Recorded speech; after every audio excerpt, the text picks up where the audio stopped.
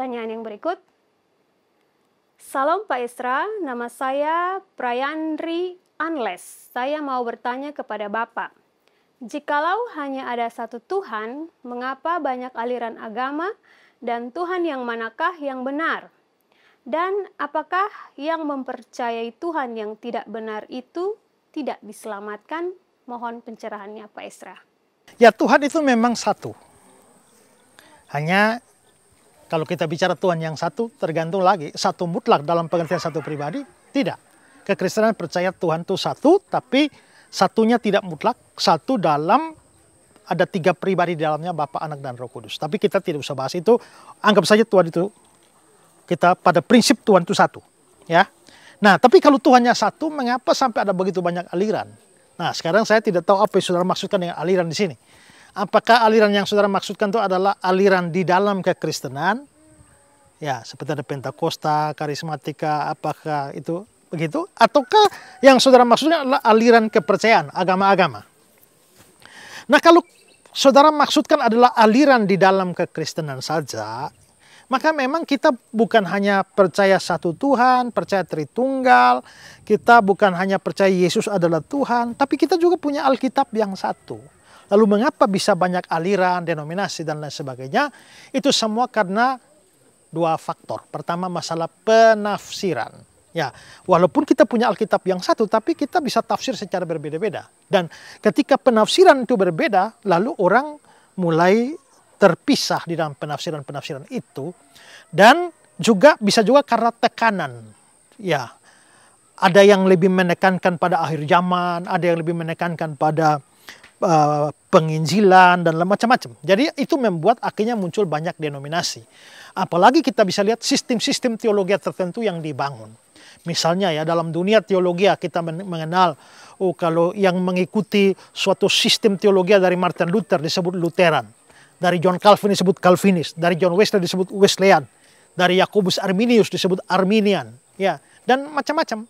Nah, karena itulah maka kita bisa terbagi-bagi di dalam aliran-aliran. Tapi sebenarnya menurut saya itu tidak jadi soal. Sepanjang kita punya ajaran dasar itu sama, fondasi imannya itu sama. Kalau perbedaan pada hal-hal yang tidak terlalu fundament itu tidak usah dipusingkan lah, ya. Toh kita berbeda-beda, ya. Tapi sepanjang kamu percaya Alkitab firman Allah, sepanjang kamu percaya Allah Tritunggal, percaya Yesus adalah Tuhan, percaya ada surga, neraka, percaya selamat karena iman saja, dan beberapa hal yang lain, pada aspek yang mendasar dari iman Kristen, tidak peduli kamu dalam hal-hal remeh, itu berbeda dengan saya. Kamu tetap saudara dan saudariku. Tapi kalau perbedaannya pada aspek yang mendasar, itu bidat.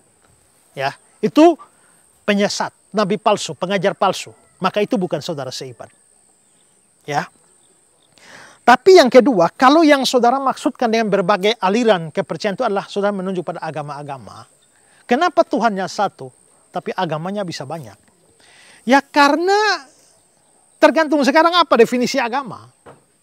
Ya, seringkali agama didefinisikan sebagai upaya manusia mencari Allah.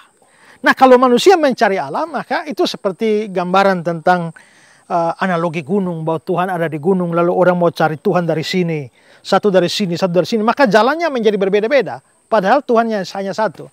Tapi kekristenan tidak melihat semacam itu, bahwa kalau dengan definisi agama semacam itu, maka seharusnya kekristenan lebih dari sekedar agama, karena kita tidak sedang mencari Allah. Kekristenan mengajarkan bahwa Allah lah yang mencari manusia. Ya, kita ingat waktu Adam berbuat dosa, bukan dia cari Allah, dia justru sembunyi. Tuhan Allah yang datang cari dia, di manakah engkau? Juga kita bisa lihat Yesus sendiri dalam Lukas 19 ayat yang ke-10 itu dia bilang bahwa anak manusia datang untuk mencari dan menyelamatkan yang hilang. Ya, yang hilang akan kucari. Karena itulah maka kekristenan itu melihat bahwa manusia yang terhilang dan Allah lah yang mencari. Sementara yang lain berpikir mereka mencari Allah, berarti Allah kah yang hilang? Bukan Allah yang hilang, kita yang hilang. Nah, karena itulah maka kalau manusia memahami bahwa mereka perlu mencari Allah, maka mulai muncul banyak konsep-konsep keagamaan. Ya, jadi walaupun Tuhan satu, tapi karena upaya manusia dalam mencari Allah menimbulkan banyak cara dan banyak paham. Tetapi kalau Allah yang mencari manusia, dia yang datang dan dia memberikan pedomannya, yaitu kitab suci sebagai wahyu khususnya. Karena itulah kita orang Kristen percaya Allah sudah datang mencari manusia dalam Yesus Kristus yang akhirnya mati dan menebus dosa umat manusia, dan yang percaya kepadanya menjadi tidak binasa, sebaliknya beroleh hidup yang kekal. Ya.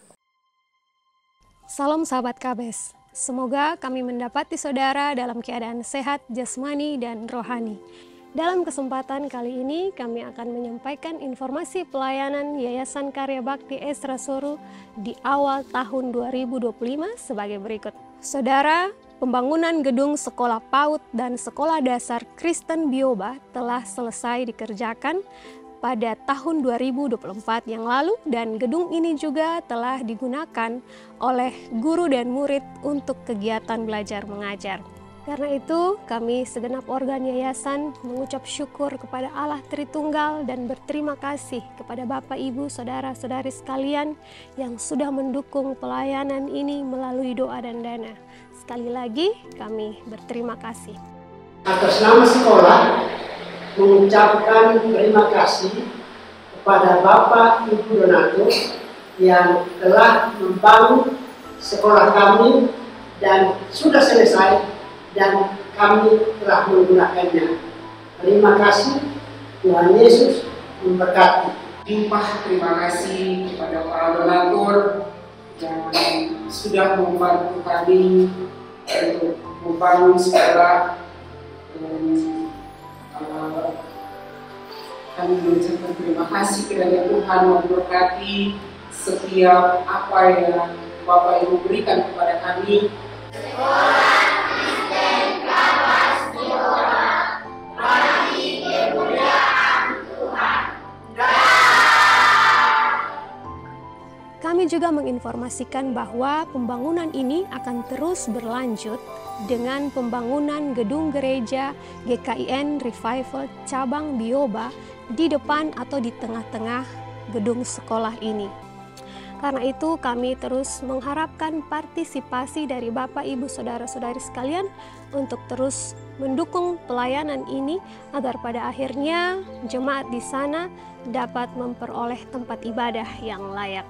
Jika saudara terbeban atau tergerak hatinya untuk mendukung pelayanan ini, maka saudara dapat menyalurkan berkat saudara melalui nomor rekening yang tersedia. Yang kedua, Yayasan Karya Bakti Esra Soru juga sedang menggarap proyek musik video lagu rohani, baik cover maupun lagu original ciptaan Pendeta Esra Soru sebagai sarana pujian, penyembahan, dan penghormatan kepada Tuhan, dan diharapkan album ini dapat digunakan oleh berbagai kalangan Kristen. Tim broadcasting dan multimedia Yayasan Karya Bakti Esra Soru telah menyelesaikan juga program workshop berupa pengenalan settingan kamera kepada pemuda-pemudi GKIN Revival Kupang dalam rangka regenerasi tim pelayan multimedia gereja. Yang terakhir, kegiatan editing dan publishing short video khotbah Pendeta Esra Soru di berbagai platform resmi Pendeta Esra terus dilakukan dalam rangka penyebaran dan perluasan pekabaran Injil dan juga pengajaran firman Tuhan. Demikian informasi pelayanan kali ini. Terima kasih untuk perhatiannya. Sampai jumpa di kesempatan berikutnya. Tuhan Yesus memberkati. Shalom.